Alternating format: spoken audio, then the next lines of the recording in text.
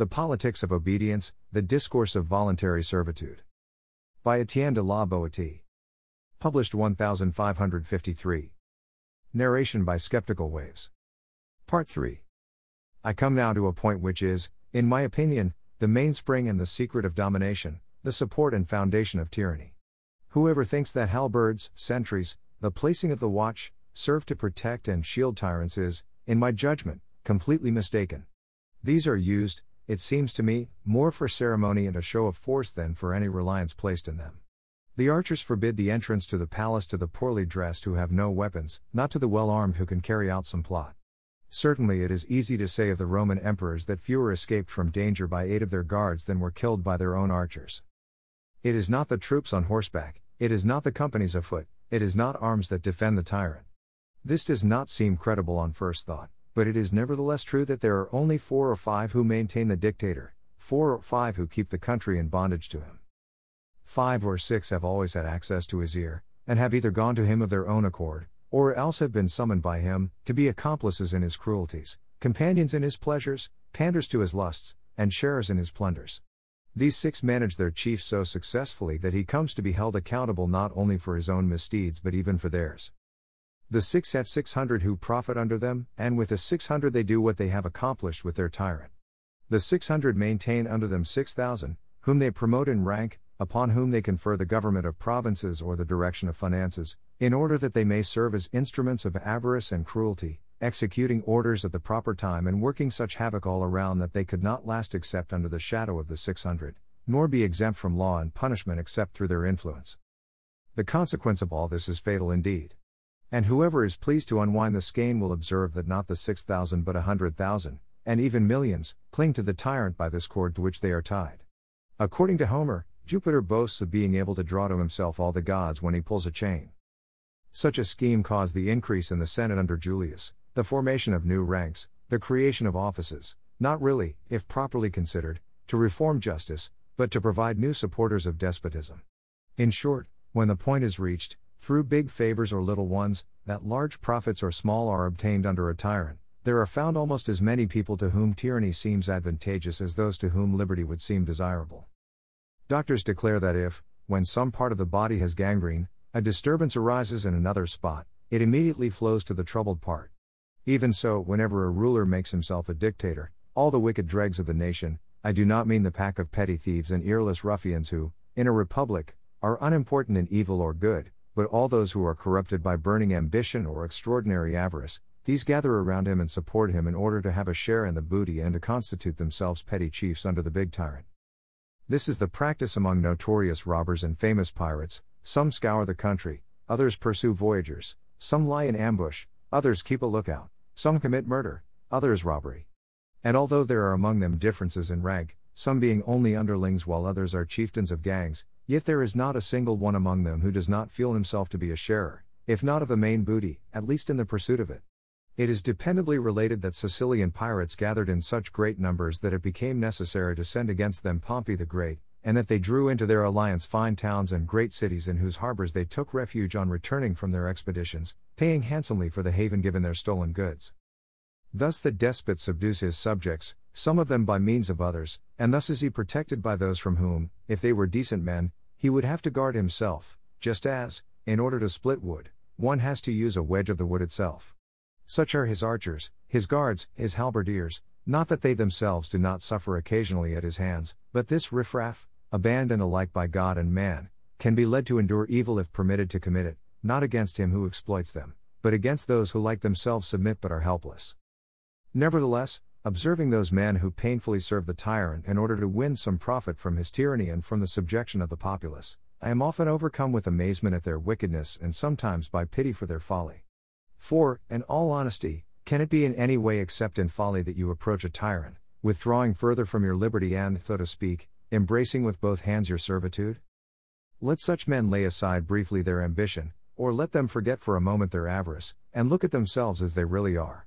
Then they will realize clearly that the townspeople, the peasants whom they trample underfoot and treat worse than convicts or slaves, they will realize, I say, that these people, mistreated as they may be, are nevertheless, in comparison with themselves, better off and fairly free. The tiller of the soil and the artisan, no matter how enslaved, discharge their obligation when they do what they are told to do, but the dictator sees men about him wooing and begging his favor, and doing much more than he tells them to do. Such men must not only obey orders, they must anticipate his wishes. To satisfy him, they must foresee his desires, they must wear themselves out, torment themselves, kill themselves with work in his interest, and accept his pleasure as their own, neglecting their preference for his, distorting their character and corrupting their nature. They must pay heed to his words, to his intonation, to his gestures, and to his glance. Let them have no eye, nor foot, nor hand that is not alert to respond to his wishes or to seek out his thoughts. Can that be called a happy life? Can it be called living? Is there anything more intolerable than that situation? I won't say for a man of mettle nor even for a man of high birth, but simply for a man of common sense or, to go even further, for anyone having the face of a man? What condition is more wretched than to live thus, with nothing to call one's own, receiving from someone else one's sustenance, one's power to act, one's body, one's very life? Still, men accept servility in order to acquire wealth, as if they could acquire anything of their own when they cannot even assert that they belong to themselves, or as if anyone could possess under a tyrant a single thing in his own name. Yet they act as if their wealth really belonged to them and forget that it is they themselves who give the ruler the power to deprive everybody of everything, leaving nothing that anyone can identify as belonging to somebody. They notice that nothing makes man so subservient to a tyrant's cruelty as property, that the possession of wealth is the worst of crimes against him, punishable even by death, that he loves nothing quite so much as money and ruins only the rich, who come before him as before a butcher, offering themselves so stuffed and bulging that they make his mouth water. These favorites should not recall so much the memory of those who have won great wealth from tyrants as of those who, after they had for some time amassed it, have lost to him their property as well as their lives. They should consider not how many others have gained a fortune, but rather how few of them have kept it. Whether we examine ancient history or simply the times in which we live, we shall see clearly how great is the number of those who, having by shameful means won the ear of princes, who either profit from their villainies or take advantage of their naivete, were in the end reduced to nothing by these very princes, and although at first such servitors were met by a ready willingness to promote their interests, they later found an equally obvious inconstancy which brought them to ruin. Certainly, among so large a number of people who have at one time or another had some relationship with bad rulers, there have been few or practically none at all who have not felt applied to themselves the tyrant's animosity, which they had formerly stirred up against others. Most often, after becoming rich by despoiling others, under the favor of his protection, they find themselves at last enriching him with their own spoils. Even men of character, if it sometimes happens that a tyrant likes such a man well enough to hold him in his good graces, because in him shine forth the virtue and integrity that inspire a certain reverence even in the most depraved, even men of character, I say, could not long avoid succumbing to the common malady and would early experience the effects of tyranny at their own expense. A Seneca, a Burrus, a Thrasea, this triumvirate of splendid men, will provide a sufficient reminder of such misfortune. Two of them were close to the tyrant by the fatal responsibility of holding in their hands the management of his affairs, and both were esteemed and beloved by him. One of them, moreover, had a peculiar claim upon his friendship, having instructed his master as a child. Yet these three by their cruel deaths give sufficient evidence of how little faith one can place in the friendship of an evil ruler. Indeed, what friendship may be expected from one whose heart is bitter enough to hate even his own people, who do naught else but obey him? It is because he does not know how to love that he ultimately impoverishes his own spirit and destroys his own empire. Now if one would argue that these men fell into disgrace because they wanted to act honorably, let him look around boldly at others close to that same tyrant, and he will see that those who came into his favor and maintained themselves by dishonorable means did not fare much better. Who has ever heard tell of a love more centered, of an affection more persistent? Who has ever read of a man more desperately attached to a woman than Nero was to Poppaea? Yet she was later poisoned by his own hand. Agrippina, his mother, had killed her husband, Claudius, in order to exalt her son, to gratify him. She had never hesitated at doing or bearing anything, and yet this very son, her offspring, her emperor, elevated by her hand, after failing her often, finally took her life. It is indeed true that no one denies she would have well deserved this punishment, if only it had come to her by some other hand than that of the son she had brought into the world. Who was ever more easily managed, more naive, or, to speak quite frankly, a greater simpleton, than Claudius the emperor? Who was ever more wrapped up in his wife than he in Messalina, whom he delivered finally into the hands of the executioner? Stupidity in a tyrant always renders him incapable of benevolent action, but in some mysterious way by dint of acting cruelly even towards those who are his closest associates, he seems to manifest what little intelligence he may have. Quite generally known is the striking phrase of that other tyrant who, gazing at the throat of his wife, a woman he dearly loved and without whom it seemed he could not live, caressed her with this charming comment, "This lovely throat would be cut at once if I but gave the order." That is why the majority of the dictators of former days were commonly slain by their closest favorites who, observing the nature of tyranny, could not be so confident of the whim of the tyrant as they were distrustful of his power. Thus was Domitian killed by Stephen, Commodus by one of his mistresses, Antoninus by Macrinus, and practically all the others in similar violent fashion. The fact is that the tyrant is never truly loved, nor does he love. Friendship is a sacred word, a holy thing. It is never developed except between persons of character and never takes root except through mutual respect. It flourishes not so much by kindnesses as by sincerity. What makes one friend sure of another is the knowledge of his integrity, as guarantees he has his friend's fine nature, his honor, and his constancy. There can be no friendship where there is cruelty, where there is disloyalty, where there is injustice.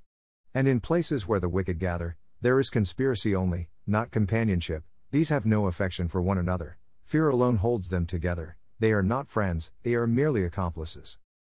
Although it might not be impossible, yet it would be difficult to find true friendship in a tyrant. Elevated above others and having no companions, he finds himself already beyond the pale of friendship, which receives its real sustenance from an equality that, to proceed without a limb, must have its two limbs equal. That is why there is honor among thieves, or so it is reported, in the sharing of the booty. They are peers and comrades. If they are not fond of one another, they at least respect one another and do not seek to lessen their strength by squabbling. But the favorites of a tyrant can never feel entirely secure, and the less so because he has learned from them that he is all-powerful and unlimited by any law or obligation. Thus it becomes his wont to consider his own will as reason enough and to be master of all with never a compeer.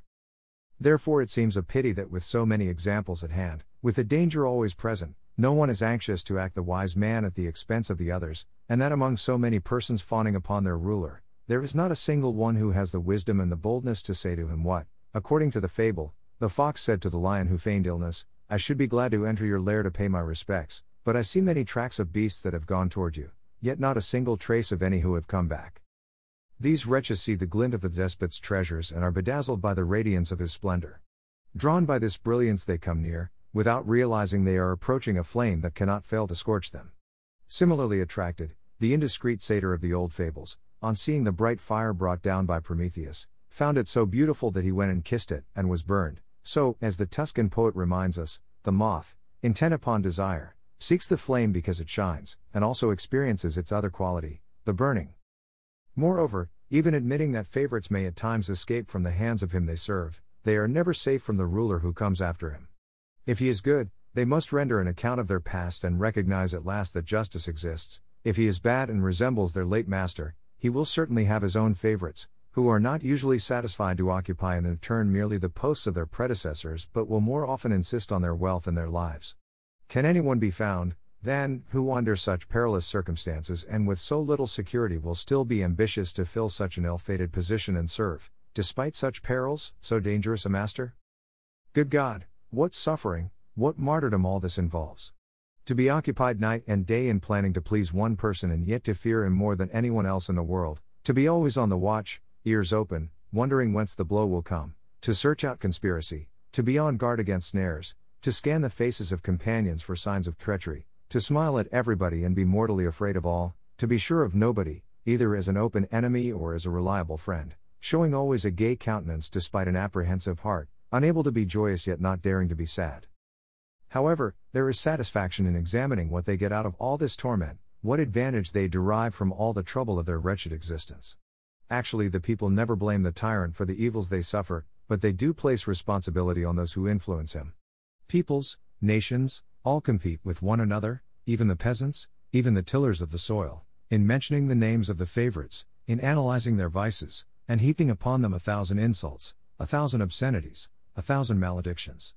All their prayers, all their vows are directed against these persons. They hold them accountable for all their misfortunes, their pestilences, their famines, and if at times they show them outward respect, at those very moments they are fuming in their hearts and hold them in greater horror than wild beasts. This is the glory and honor heaped upon influential favorites for their services by people who, if they could tear apart their living bodies, would still clamor for more, only half satiated by the agony they might behold. For even when the favorites are dead, those who live after are never too lazy to blacken the names of these man-eaters with the ink of 1,000 pens, tear their reputations into bits in 1,000 books, and drag, so to speak, their bones past posterity, forever punishing them after their death for their wicked lives. Let us therefore learn while there is yet time, let us learn to do good. Let us raise our eyes to heaven for the sake of our honor, for the very love of virtue, or, to speak wisely, for the love and praise of God Almighty, who is the infallible witness of our deeds and the just judge of our faults. As for me, I truly believe I am right, since there is nothing so contrary to a generous and loving God as tyranny. I believe he has reserved, in a separate spot in hell, some very special punishment for tyrants and their accomplices.